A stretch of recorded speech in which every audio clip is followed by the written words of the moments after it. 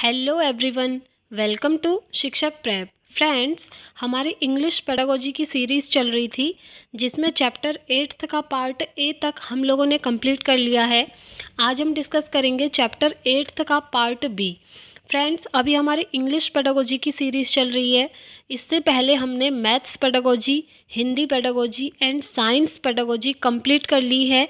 इन सभी वीडियोस की प्लेलिस्ट बनाई गई है और प्लेलिस्ट का लिंक आपको इस वीडियो के डिस्क्रिप्शन बॉक्स में मिल जाएगा। फ्रेंड्स, ये सारी ही सब्जेक्ट्स पेडागोजी की जो सीरीज़ हैं ये आपको सारे ही टीचिंग एग्ज़ाम्स में हेल्प करेंगी, like DSSB, KVS, NVS, UP TET, REET, HTET and CTET। ठीक है, तो चलिए स्टार्ट करते हैं आज का चैप्टर रीडिंग स्किल्स। फ्रेंड्स, अभी जो CTET का एग्ज़ाम है वो दिसंबर में कंडक्ट करवाया जाएगा। अगर आप लोग भी CTET की प्रिपरेशन कर रहे हैं तो ये सारी ही सब्जेक्ट्स पेडागोजी आपको बहुत हेल्प करेंगी, तो आप लोग इन वीडियोस को देख सकते हैं।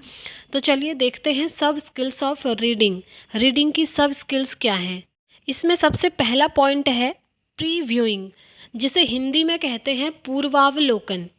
कहने का मतलब है ऊपर ऊपर से कोई चीज़ पढ़ना। फॉर एग्ज़ाम्पल, एक पैसेज पढ़ रहे हैं आपने फटाफट से पैसेज को ऊपर ऊपर से पढ़ लिया और उसका अवलोकन कर लिया, ऑब्जर्वेशन कर लिया और ये समझ लिया कि ये पैसेज इस बारे में लिखा गया है। ठीक है, तो ऊपर ऊपर से कोई चीज़ पढ़ करके उसका अवलोकन कर लेना, समझ लेना कि इसमें इस चीज़ के बारे में लिखा गया है, ये होता है पूर्वावलोकन यानी कि प्रीव्यूइंग।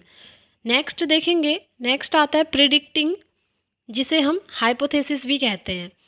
इसका मतलब होता है हिंदी में भविष्यवाणी करना या फिर अनुमान लगाना किसी भी चीज़ के बारे में। ठीक है, आप बच्चों के बारे में भी भविष्यवाणी कर सकते हैं। होता है ना, स्कूल में स्टूडेंट्स पढ़ते हैं तो जो उनके साथ टीचर्स होते हैं वहाँ पे टीचर्स डेली स्टूडेंट्स की एक्टिविटीज़ देखते हैं, उनको ऑब्ज़र्व करते हैं, तो उनकी एक्टिविटीज़ के बेसिस पर टीचर जो हैं भविष्यवाणी कर सकते हैं, प्रिडिक्ट कर सकते हैं कि ये स्टूडेंट इस लेवल का है, वह किस तरह का है, मतलब उसके बारे में वो भविष्यवाणी कर सकते हैं कि ये अभी ऐसा है और फ्यूचर में इस तरह से हो सकता है। ठीक हो गया, तो यही चीज़ आती है प्रिडिक्टिंग या फिर हाइपोथेसिस के अंदर।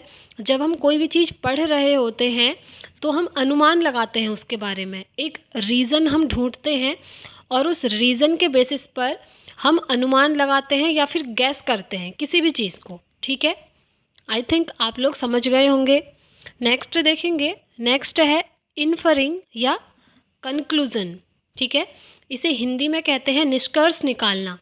और निष्कर्ष किस तरह से निकलता है, जब हाइपोथेसिस लगाई जाती है यानी कि अनुमान लगाया जाता है, उसके बाद पूरा टेस्ट किया जाता है। ठीक है, उसके बाद लास्ट में प्रूफ के साथ कंक्लूज़न निकालते हैं। कहने का मतलब है, देखिए सबसे पहले आप क्या करेंगे, पूर्वावलोकन करेंगे। कोई चीज़ आप पढ़ रहे हैं, पढ़ेंगे और उसके बाद ऊपर ऊपर से समझ लेंगे कि ये इस बारे में कहा गया है। ठीक हो गया।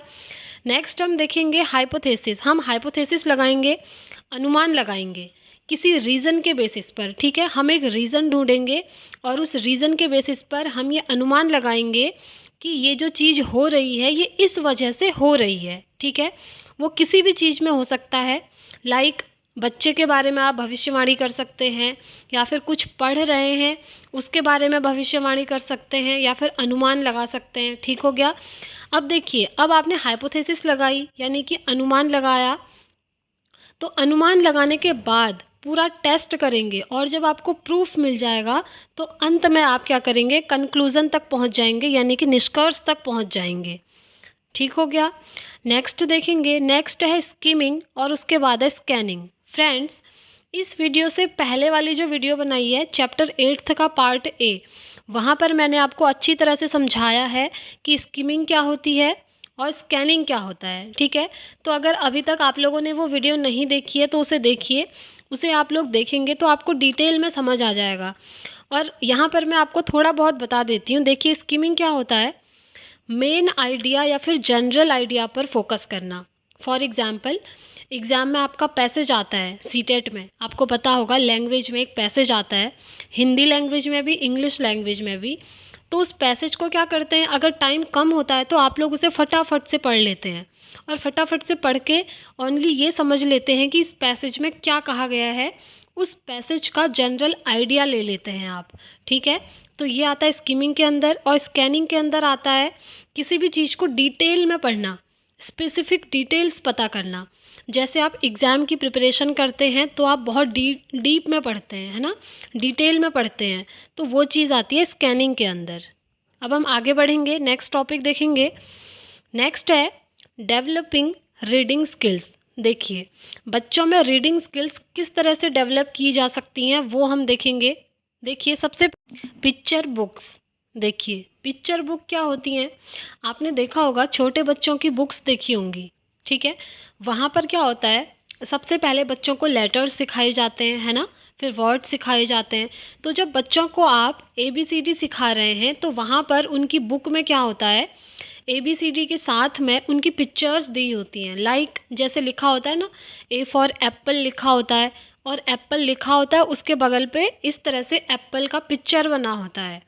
ऐसे ही नेक्स्ट कोई फ्रूट है, जैसे मैंगो लिखा होता है और मैंगो के साथ में मैंगो का पिक्चर बनाया होता है।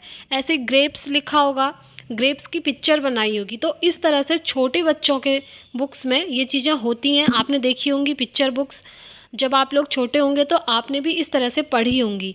तो इस तरह से क्या होता है, बच्चों के अंदर रीडिंग स्किल्स को डेवलप करवाया जा सकता है।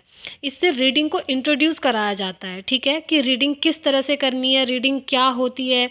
क्योंकि आप लोग भी जानते होंगे जब हम कोई भी चीज़ पढ़ते हैं, अगर उसके साथ में हमको पिक्चर्स दिखाई जाती हैं या फिर वीडियोस दिखाई जाती हैं तो हमारा इंटरेस्ट बढ़ता है उसकी तरफ, हमारी रुचि बढ़ती है ना। तो वही चीज़ छोटे बच्चों के साथ भी होती है। छोटी क्लासेस में इस तरह की पिक्चर बुक्स होती हैं और ये हेल्प करती हैं रीडिंग स्किल्स को डेवलप करने में। ठीक हो गया, नेक्स्ट देखेंगे। नेक्स्ट है रियल लाइफ कनेक्ट। देखिए रियल लाइफ से कनेक्ट करके बच्चों को पढ़ाना है टीचर ने, ऐसा कुछ पढ़ाना है जो कि बच्चों की रियल लाइफ में होता हो।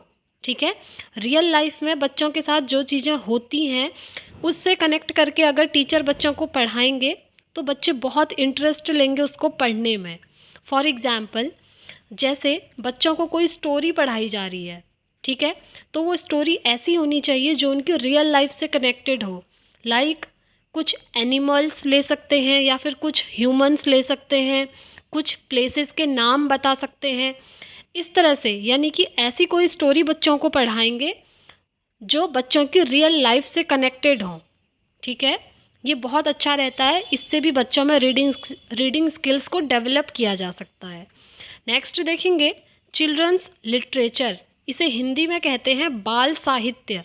आपने नाम सुना होगा, ये बचपन में होती है, नाम से ही क्लियर है, चिल्ड्रंस लिटरेचर यानी कि बच्चों के लिए साहित्य। फॉर एग्ज़ाम्पल आप में से अगर कोई लोग शिशु मंदिर में पढ़े हैं तो आपको याद होगा शिशु मंदिर में एक बुक आती थी शिशु लोक करके, है ना। तो वो क्या था, वो भी एक चिल्ड्रंस लिटरेचर है। ऐसे ही बचपन में कुछ कॉमिक्स बुक आती थी, चाचा चौधरी हो गई, चंपक है, बच्चों की मैगज़ीन्स हैं। तो इस तरह से बहुत सारी चीज़ें आती हैं बच्चों को लेकर के, ये बहुत इंटरेस्टेड होती हैं। कभी आप लोग पढ़िएगा, आपको भी बहुत मज़ा आएगा इनको पढ़ने में। इससे क्या होता है, रीडिंग स्किल्स डेवलप हो सकती हैं। ठीक हो गया, आई होप आप लोग समझ रहे होंगे ये सारे टॉपिक। नेक्स्ट देखिए मीनिंग फ्रॉम कॉन्टेक्स्ट वर्ड्स। देखिए फ्रेंड्स, इसका क्या मतलब है, जैसे बच्चों को ये सिखाना है, अगर आप कोई सेंटेंस पढ़ रहे हैं तो उसमें कोई एक ऐसा वर्ड आ गया जिसका मीनिंग आपको समझ में नहीं आ रहा है, तो आप लोग क्या करेंगे, तो आप लोग उस सेंटेंस को पढ़ेंगे और उस सेंटेंस के बेसिस पर, उसके कॉन्टेक्स्ट के बेसिस पर आप लोग उस वर्ड का मीनिंग समझेंगे। जैसे कोई सेंटेंस है, ठीक है, एक सेंटेंस है, उसका आप मीनिंग बच्चों से पूछ रहे हैं। अब बच्चों को सेंटेंस का मीनिंग आ रहा है बट उस सेंटेंस के बीच में एक ऐसा वर्ड है जिसकी मीनिंग वो नहीं समझ पा रहे हैं। तो उन्होंने क्या करना है, बच्चों को ये सिखाना है आपने कि उस सेंटेंस के बेसिस पर, जो पूरा सेंटेंस है उसका जो कॉन्टेक्स्ट है यानी कि संदर्भ है, उस संदर्भ के बेसिस पर उस वर्ड का क्या मीनिंग हो सकता है। ठीक है, हम है नहीं कह रहे हैं, क्या मीनिंग हो सकता है। तो यहाँ पर क्या है, हाइपोथेसिस लगाई जा सकती है, इसके अंदर भी वही चीज़ है।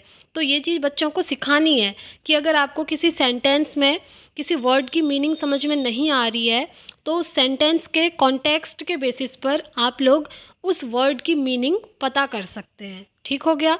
आई होप आप लोग यहाँ तक समझ गए हो। फ्रेंड्स, आज की वीडियो में इतना ही रखते हैं। आज का चैप्टर यहीं पर समाप्त होता है। आई होप आपको ये चैप्टर समझ में आया होगा।